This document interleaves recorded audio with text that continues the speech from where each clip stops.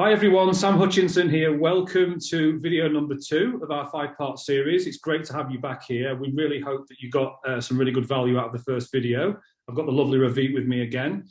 So today we're going to be having another conversation, which I think you're going to find valuable because we want to talk about the old way of doing things online or the old way of doing things as a coach versus the new way, or how we see things changing, and how the world's changed post-COVID. So we want to kind of just talk about some of the mistakes that I see a lot of people making, and Ravit, probably, maybe you see the same sort of mistakes with the coaches in your community. Because there are a lot of fundamental issues that I see with coaches. And one of the main things is probably shiny object syndrome and feeling the need to be doing everything and being everywhere and being on every social media platform and writing a best-selling book and all those things. And you've probably seen this yourself, Ravit, in your community with your coaches. Absolutely. I've seen many coaches who are sort of following the same pattern, and feeling that in order to be successful, they have to write the book and have the funnel and be on Instagram and be the expert and be on Twitter and be on LinkedIn and do all these things and be the marketing expert, but then not do the sales. Yeah. And not convert the people from the marketing efforts to the sales. Yeah. Yeah. Yeah, that's it. I mean, I felt a lot of pressure myself as well for a long time to try and, I said this in the last video that, I wanted to be everywhere. I thought that by shouting louder and being visible everywhere, that was the way for me to get heard, and that's what would make me successful. And it's a mistake you can fall into, even when you're quite established. I see successful coaches that we work with who, genuinely do have a book, they genuinely do speak on stage, they do have all those credentials. But they wonder why they're not earning the kind of money they want to earn. And just a quick example of that, we're working with a leadership coach recently, a guy in the US who was doing speaking on stage. He's got a really successful podcast. He's very well thought of. He's been in his industry for 15 years, but he wasn't able to get his income past the kind of $15,000 a month mark. And he was traveling all over the US. He was not seeing his family very much. And he came to me and said, look, Sam, is it possible for you to help me create a course for the B2B market? And we did. We helped him, and he created a course. And now he's virtually removed all of that stuff that he was doing. And I've got him to focus away from, doing podcasts and writing articles for all these websites. And since doing that, he's now been able to free himself up and obviously make a lot more money as well. If you do approach these things differently, you can make this work. I think that one of the most important things, and this is something that is being lost in the shuffle, as I mentioned in the first video, there is a whole slew of new coaches that have erupted. Okay. Yeah. And everyone's following the same pattern, and the pattern doesn't work. So you can try it and try to figure it out. Sam did it, I did it, millions of others have done it. It doesn't work. What you need to do is share your voice. People need to know who you are, what you do, what's your voice, what's your story, and they need to connect with you. Yeah. Posting on Facebook some random something with a meme is not gonna attract someone to you. Yeah. They need to know you. They need to know your authenticity. They need to understand where you're coming from and where you're going and where you're taking them. Yeah. You can't do that on Google. You can't do it with, with Facebook posts or Instagram posts or all that. And that's why we're talking about building a community, because the community allows you to be you while they can be them. While they don't have to worry about, tons and millions of people seeing their posts or their comments on Facebook and wondering who's going to see what they're writing and who's going to invade their privacy and who's going to go tell their mother-in-law or their husband or their wife. All that is what you're getting on traditional social media. Yeah. The new way of doing it is to shine in a different way, to stand out differently, to have and to share what you know and share the wisdom you have as a coach. Yeah. Yeah. And I think it's also about having clarity, having focus, because it's so easy to get drawn into all these different things and think that, if you have a podcast and you have a book and you have all these things, that will all bring things together.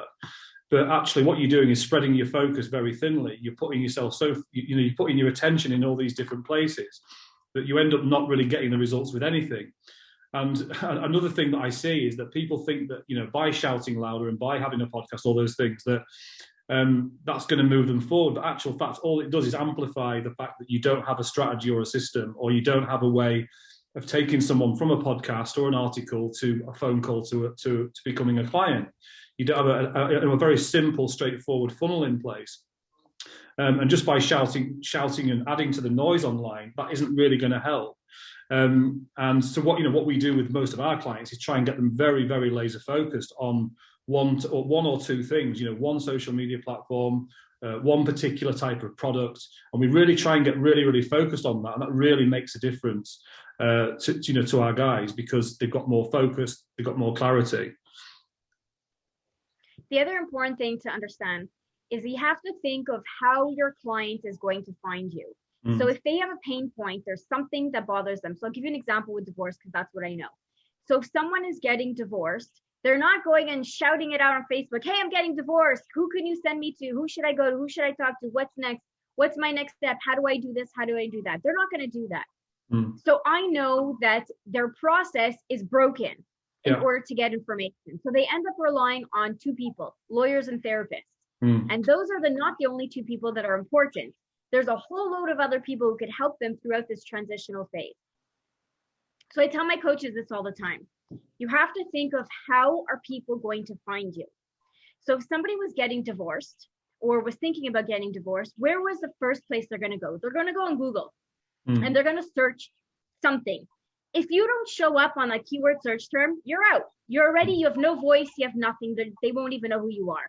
And then I say that they're probably going to land on some article that's going to say, you know, go for a walk and take a bath and relax and read a book, which is great because self-care is important, but it doesn't help you find the answers you're looking for.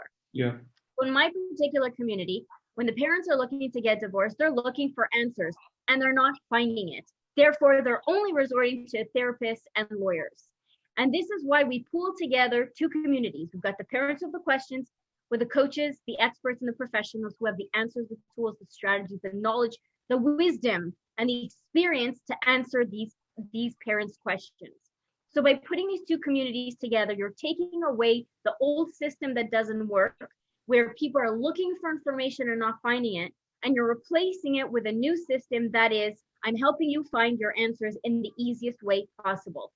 And that's why we built this community, because of the fact that we know that the questions are out there and there is an untapped market to be able to answer them in a way where we could have multiple coaches in our platform, in the Divorced by Rose community, all answering people and sharing their wisdom on a regular basis. So you want people to become addicted to you and addicted to your knowledge and addicted to what you're offering. You want them to keep knowing, if I have a question related to divorce, I'm going to Divorced by Rose because they have everything there. If I have a question on marketing, I'm going to Digital Affinity because I know Sam is the guy to go to. You need to let them know where to go. So you need to take them from the outside world and bring them into your community. And then own on them and chat with them and engage with them and keep them there. Yeah, absolutely. Yeah. I mean, I talk a lot about the kind of the ecosystem, but you really do have to find a way of bringing your people with the problem that you solve, the people that are suffering with the pain of this problem every day, bring them into your little world and give them a safe place to actually get help and advice and feel that they can share things and meet people that have got a similar problem. And I think, you know, your community, Rabih, is really interesting, because I think it's worth just quickly explaining this, because you've done a very clever thing and you brought people in that are struggling with the divorce process, that are going through divorce, and then built this amazing, thriving community that really gives them support. And then you brought the coaches in, the people that have got the expertise to help and guide these people through each part of that process. And I just love the way that you've done it that way around. So rather than just trying to bring coaches in and then going to helping them find people with divorce, going through divorce, you brought the people in with the problem, and then you brought the coaches in. And I really, that's what really stood out to me about what you do. And I think it's a very clever thing to do. So I can see why coaches that can help people with divorce or any aspect of divorce really want to be part of that community, because it's a ready-made perfect community for them, because their perfect clients are there. It makes absolute sense. And I think this is why community in general works. I mean, yours is a really good example of a very specific niche, which is the people going through divorce. Mine is very specific to coaches who want to, build their business and grow their business using online products and services. So people will only join my community if they need help with that, and people only join your community if they need help with that. So although that exists on Facebook, it's a bit more difficult because you've got so many other things surrounding those groups, and you've got all those direct messages coming. It's very difficult to navigate the groups and get value from them. So I think, what you're doing is amazing, really. It's great. Thank you. And I think that leads into our next video, right?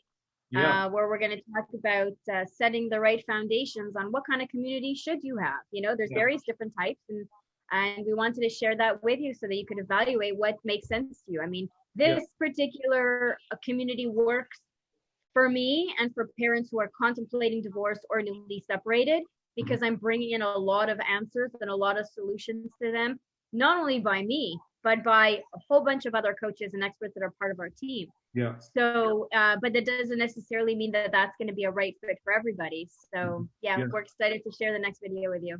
Yeah. So I'd love to hear if anyone watching this in my community is, works with people through divorce, or they do anything to do with relationships, or, sort of moving on with your life. I know I've got a couple of clients that are my one-to-one clients that are in my community that do offer the help and support around dating and relationships and things like that. So I'd love to hear from you guys, and just comment below and let us know what your thoughts are on Ravit's community and the way she's doing things. I think it's really interesting. So, again, just make sure you do reach out to us, comment below. We'd love to hear from you. We really want to involve you in the conversation.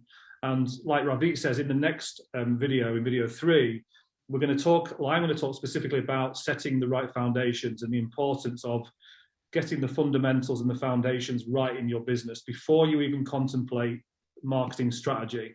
Because this is one of the biggest mistakes, is that coaches and lots of business owners, they think that marketing is the answer, that if I could just find clients, that will be the answer to building my dream business. But actually, the reason they struggle to get clients and they struggle to get heard is because they aren't very, very clear on their purpose. Number one, what's their exact specific purpose, and what is the problem they solve, and who exactly are they solving that problem for, and really understanding their perfect customer. And these things are talked about a lot, but there's a really good reason that they are, because it's so important. So if you are really, really kind of motivated to grow your business, you want to find more people, you want to help more people, sort of going back and revisiting this bit of it, the foundations of your business are really important.